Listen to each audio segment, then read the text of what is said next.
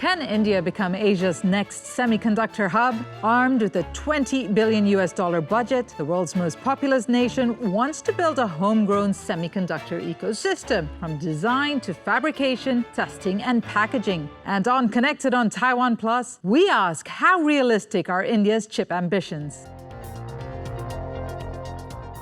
Did you know that the Western Indian state of Gujarat has a representative office in Taiwan? Well, we're joined by Rohit Naik, head of Gujarat State in Taiwan, leading its electronics mission from Hsinchu City, which is known as Taiwan Silicon Valley. Rohit, great to have you here on the program with us. Now, let me get you to set the scene here. Tell us, what are you doing in Hsinchu City, and how does that tie into Gujarat's chip ambitions? Oh, thank you so much for inviting me here. It's a great pleasure actually to talk to you and through you to the companies and the people of Taiwan. I had Gujarat Semiconductor engagement from Taiwan. My primary role is to bridge, trusted bridges between Gujarat and Taiwan semiconductor ecosystem. That includes the entire gamut of semiconductor players, including foundries, OSATs, equipment makers, component manufacturers. We are also focusing on universities because we want to create the world-class talent in semiconductor ecosystem in India. So as you know, Taiwan is the global leader and a great role model to emulate semiconductor best practices and for Gujarat. So our objective is not just to attract investment, but rather to create a long-term partnership and ecosystem alignment between Taiwan and Gujarat. So here I would also like to take, for the benefit of your viewers, to introduce a little bit about Gujarat, because maybe some of them may not be completely aware about the state. So Gujarat is one of the 28 states in India. It hosts actually 5% of India's population, but contributes to around 8% of India's national GDP. Also around 20% of industrial output comes from Gujarat actually, and 28% of India's exports originate from here. So actually it is wonderfully, manufacturing powerhouse of India, and rather leader into some of the India's most important sectors like oil and chemicals, petrochemicals, and pharmaceuticals actually. A very, very productive state there. Now, since you're giving our audience some context, let me give them a little bit more context about what is happening in Gujarat State with regards to its semiconductor plans. Let's take a look at one of the main semiconductor projects underway in Gujarat. In February this year, American tech giant Micron opened a semiconductor assembly and test facility in Sanand in Gujarat. Now, this state-of-the-art facility converts advanced wafers from Micron's global manufacturing network into finished memory and storage products. Now, once fully operational, the first phase of Micron Sanand operation will feature more than 500,000 square feet of clean room space, making it one of the world's largest single-floor assembly and test clean rooms. And here's what Indian Prime Minister Narendra Modi had to say at the inauguration. हम नए भविष्य का उदय होते देख रहे हैं। Micron की इस ATMP फैसिलिटी में कॉमर्शियल प्रोडक्शन की शुरुआत ग्लोबल टेक्नोलॉजी वैल्यू चेन में भारत की भूमिका को मजबूत करने वाली है। साथियों, आज भारत बहुत तेजी से ग्लोबल सेमीकंडक्टर वैल्यू चेन का हिस्सा बन रहा है। Now, Narendra Modi has been really pushing for India's semiconductor manufacturing and the whole ecosystem. What can you tell us about this plant we just talked about, this Micron plant, and how it fits into the bigger picture in Gujarat State? Yeah, so as you know, this ATMP facility, which has been created by Micron, it is one of the most practical and strategic first step for India. It basically integrates India into global semiconductor supply chain. It helps us to build manufacturing talent, attract supplier ecosystem, and reduces import dependence actually. So for Gujarat, it positions the state as a serious semiconductor manufacturing base and not just a simple design center. So yeah, this is a wonderful first step for Gujarat and helps us to basically be into the global semiconductor map. Now, Micron has already started commercial production and handed over the first made in India memory modules, from what I understand, to Dell Technologies, I believe. Can you give us some details about what kind of chips or what they're going to be used for also that are currently being manufactured? Yeah, so basically, this first Make in India memory module shipped out of Micron to Dell is not just symbolic, but also it is very strategic. So it actually proves that India can meet global quality standards. Basically, supply chains can operate competitively from India, and Gujarat is production ready. So it's just not a shipment actually, it's rather an entry of India into global supply chain and manufacturing, semiconductor manufacturing map. Yeah, you know what I find interesting is that India wants to own the entire ecosystem. The plan is eventually to be able to do it from start to finish, the entire process, take control of the supply chain, and they want to do it pretty quickly. Now, you're competing against entrenched systems that we're seeing in US, Europe, Taiwan, China.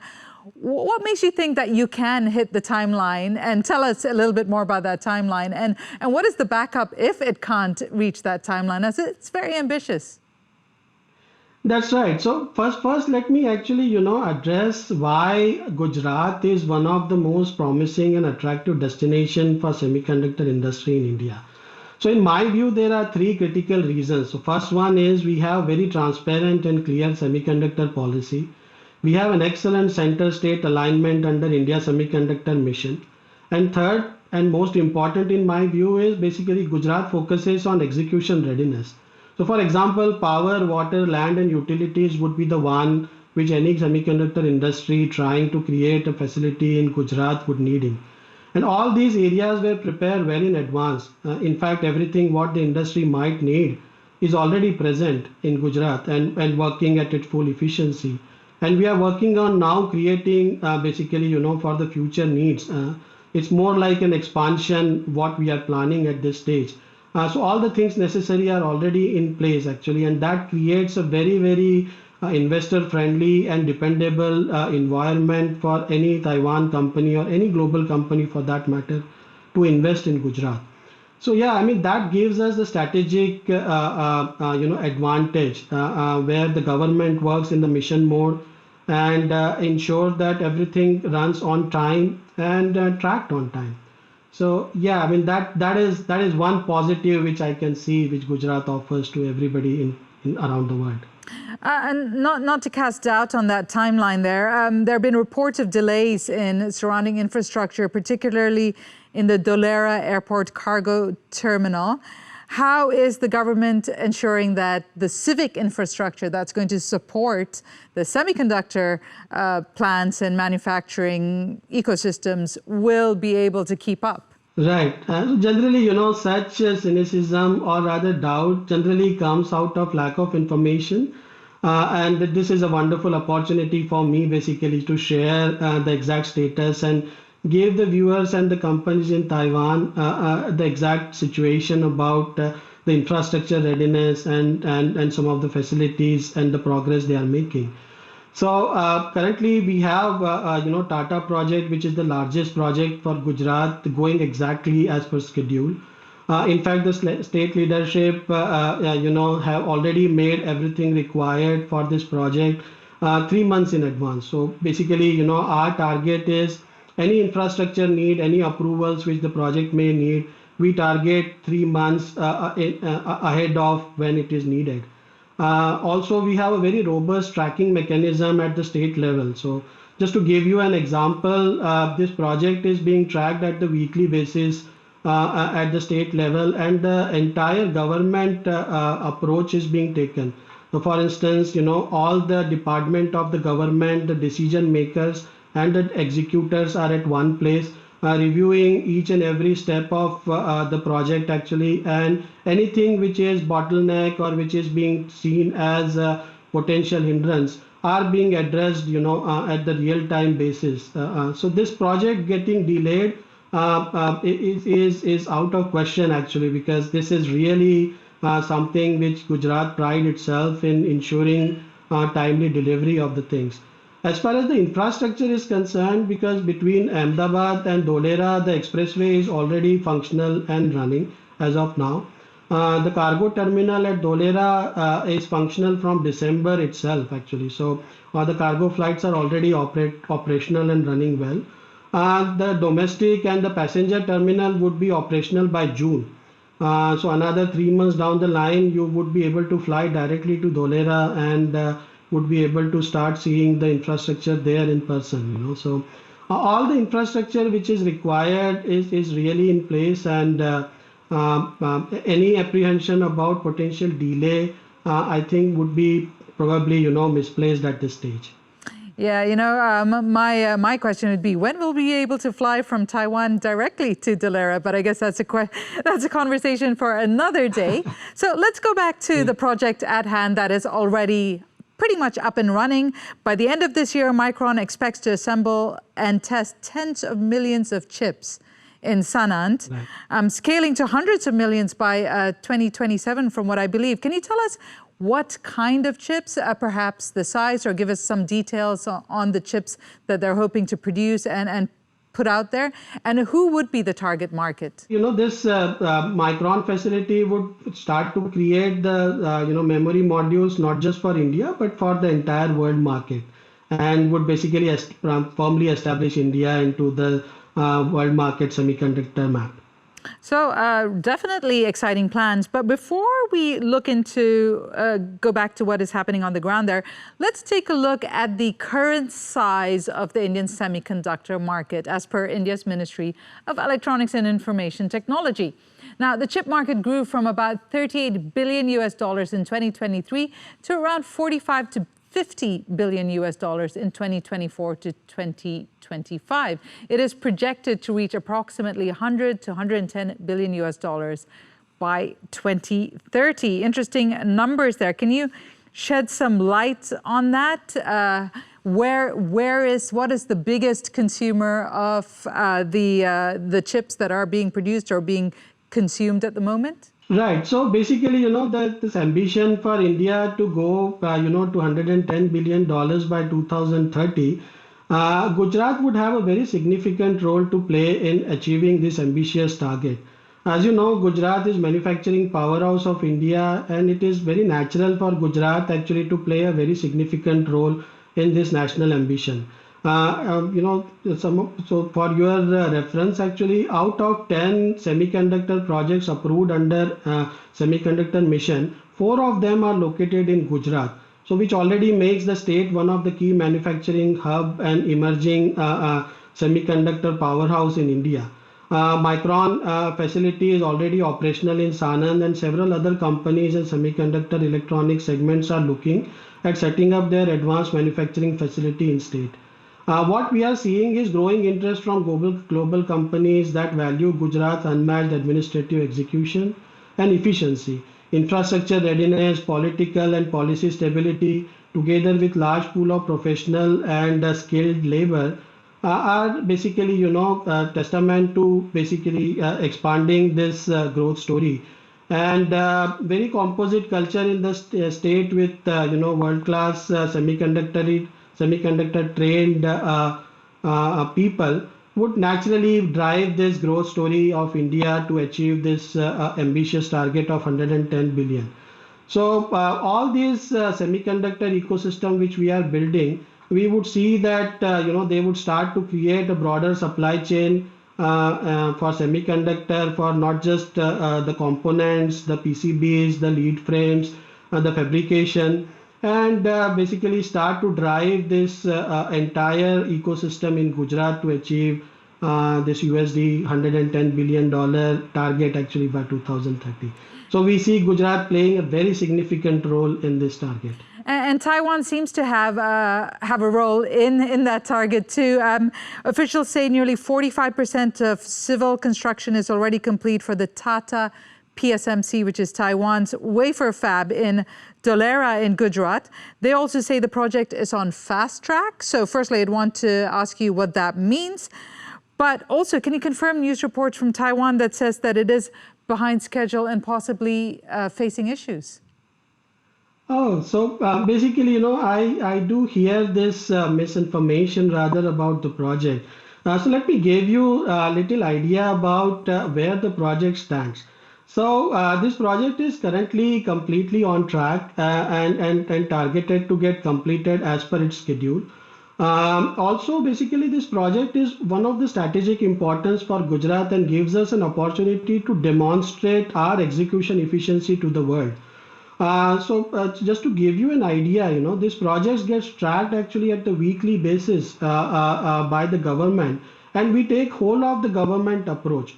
So every week, all the government departments, which includes the decision makers plus the executors, sit together and review this project, and then anything which we feel is not going on track is gets addressed at the real time basis. Also give you an idea, we target, so let's say if the project needs the road construction, let's say by December, okay, so we target 3 months ahead of schedule, and we target September delivery for that road.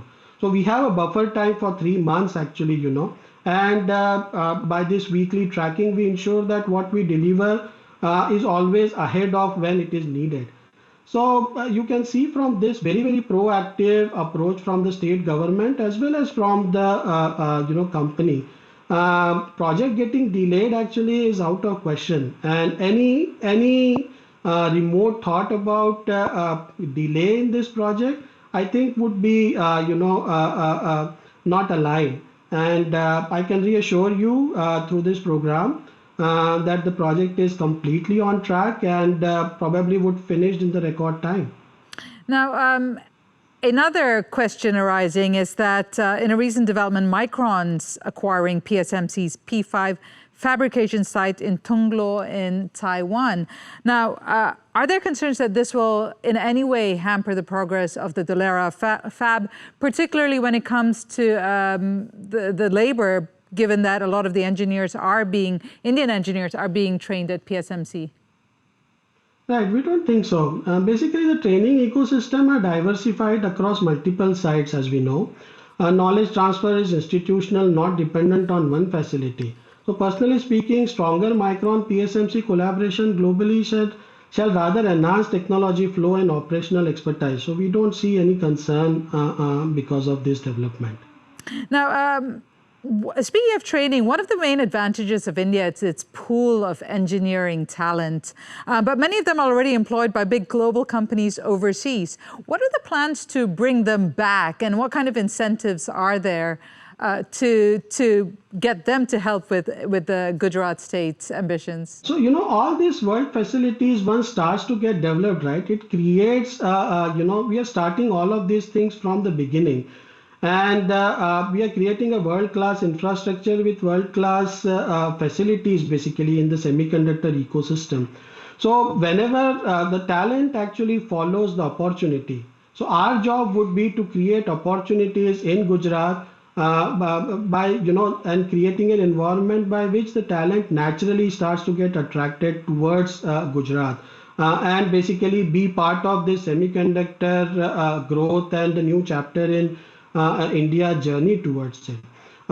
You can imagine basically, India being the largest consumer, a very large market and a large talent pool. And then once we basically create the ecosystem where world-class facilities and companies starts to manufacture right in India, then it creates a wonderful opportunity for everyone to prosper and progress. So what we feel is we need to create this, the talent will naturally get attracted once we create the opportunity. So we are focusing on creating opportunities and facilities in Gujarat.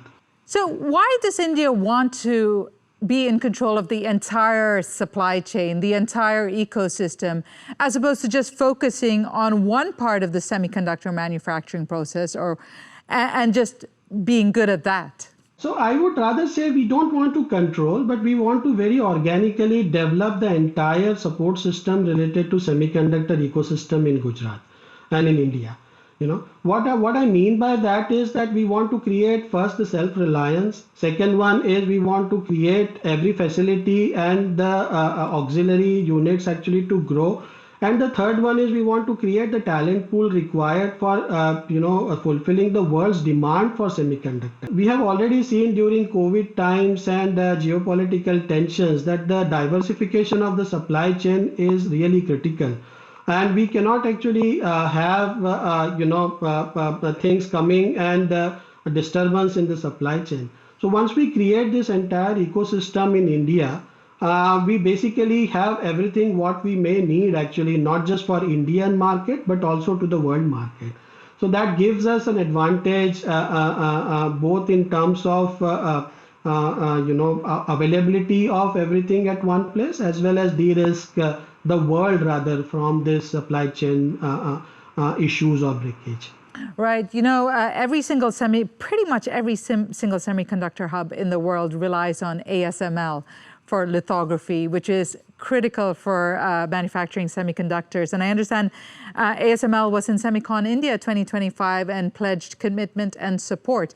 Can you tell us about how much you plan to rely on ASML, given that they're stretched? They're supplying the world. And does India have any plans of its own to manufacture its own lithography machines? So what we would basically, we welcome every company actually who wants to be, associating itself with this growth opportunity and create capacities in India. So our idea basically is to create best practices in India and also create facilities by which not just the Taiwanese companies or the other global companies prosper in India, but also the Indian companies and the talents basically get an opportunity, and the new companies comes out of India. Well, what lessons would you say is Gujarat learning from Taiwan's ecosystem or Taiwan's way of doing things when it comes to semiconductor manufacturing? And what do you think Taiwan needs to take away from Gujarat's model? Oh, for us, Taiwan is the perfect role model actually. So Taiwan has built one of the most successful semiconductor ecosystem in the world. And we have tremendous respect for the innovation, discipline, and supply chain excellence that Taiwan companies have created. So our message is very simple. Gujarat welcome Taiwanese companies as long-term partner building the next chapter of global semiconductor supply chain in India. We offer basically the large growing market in India. We have a very deep engineering talent pool in India. We basically have a great policy support from the state as well as from the center. And we have a reliable infrastructure, fast execution, and the government that is proactive and works for the industry. So for the Taiwanese company, equipment supplier and technology partner, this is an opportunity just not to invest in Gujarat, but also to co-create this new semiconductor ecosystem together with us. So we really look forward and welcome all the companies of Taiwan to basically, consider Gujarat as their future expansion destination and partner with us. So we have a tremendous respect for Taiwan, and we are learning from Taiwan, and we want to emulate the success which Taiwan has created in Gujarat. Now, you might have already answered this, but as a parting shot, and seeing that you're sitting there in Hsinchu with, the Gujarat office, they're here in Taiwan itself. Tell us what your message is to Taiwan companies, semiconductor companies, equipment suppliers, and talent in considering Gujarat as their next destination. Oh, we have a tremendous respect for Taiwan, and Taiwan has probably the world's best, not probably, in fact, it has the world's best semiconductor ecosystem in the world. And right from fabrication to everything which is associated with the semiconductor supply chain and ecosystem is present in Taiwan. And we basically want to encourage and emulate the success story of Taiwan back in Gujarat and learn from Taiwanese companies to create the SOPs and best practices in Gujarat. We want to encourage and rather invite all the Taiwanese companies to consider Gujarat as their destination. Partner with us, okay, and be part of this new growth story in India. Every company which has partnered with India and in the long term basis have not only benefited business wise, but have created legacies actually, be it LG, Korean companies like Samsung and LG. It's surprising for some of your viewers to know probably would be that the market capitalization of LG India is bigger than their parent company in Korea. So that's the opportunity and the growth prospects which the companies have once they partner with India. And we welcome each and every company in Taiwan to basically consider expanding and partnering with India, create facility in Gujarat. We are here to support them wholeheartedly. We are here basically to address any concerns they may have. You have the world-class infrastructure. You have the government which is proactive. You have the policies which are industries friendly, and we are creating everything what the industry might need well in advance. So I would take this opportunity to once again extend my invitation to all the Taiwanese companies to consider Gujarat.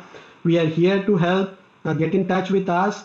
You will be surprised to see how proactive the government is and how fast you will be able to scale up and create the facility in Gujarat.